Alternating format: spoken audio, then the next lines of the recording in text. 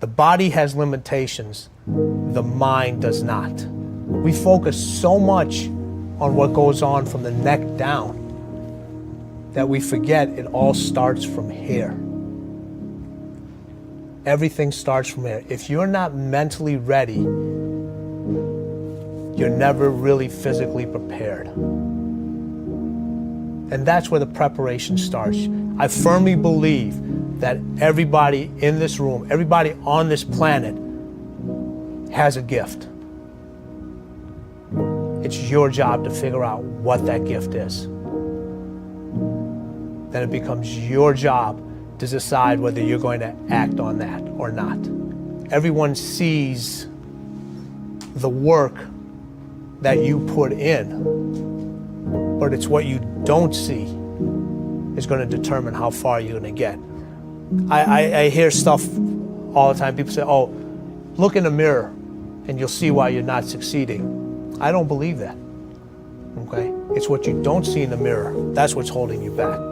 It's what you're not willing to see is why talent is not enough. And when you finally see it and accept it and decide to work on it, then you can take that next level. Have the right heroes. I mean, I've always been lucky in that respect. And if the people you look up to are going to form your vision of what the world, how you want to be in later life, and I'll give you two pieces of advice. I'd invest as much in myself as you can. I mean, you're your own biggest asset by far. I mean, you've got all kinds of potential. All the people in this room, you're lucky to be in this country, gotten a good education, but most people go through life using up a very, very small part of their potential. And so anything you do that invests in yourself, that's the best investment you can possibly make. And then I would follow my passion. I mean, whatever turns you on. I was lucky. I found something early that turned me on. But you don't want to take a job just for the money.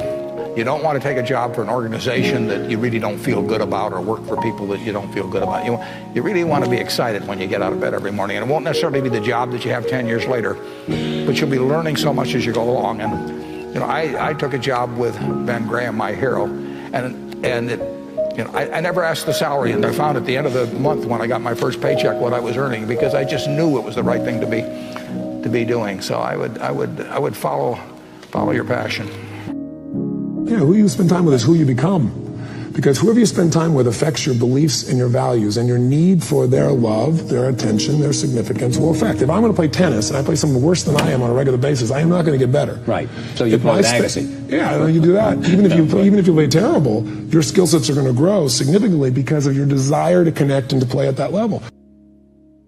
And I should be the weakest link in my chain that I have, and that'll make me be stronger. It'll make me run faster. I mean, like an analogy I've always used is, all right, if you run the 100-yard dash with people that can't run as fast as you, yeah, you'll win. Hands down, you know that. But if you run with people much faster than you, all right, yeah, you might come in last every single time, but your time will be better. Because they're making you run all the faster. They're making you dig down just a little bit more. It doesn't matter that you won, your time is faster. And that's what I knew I had to do. I had to get out of Loserville and throw myself into a place where, like, this is what the fuckers do for a living.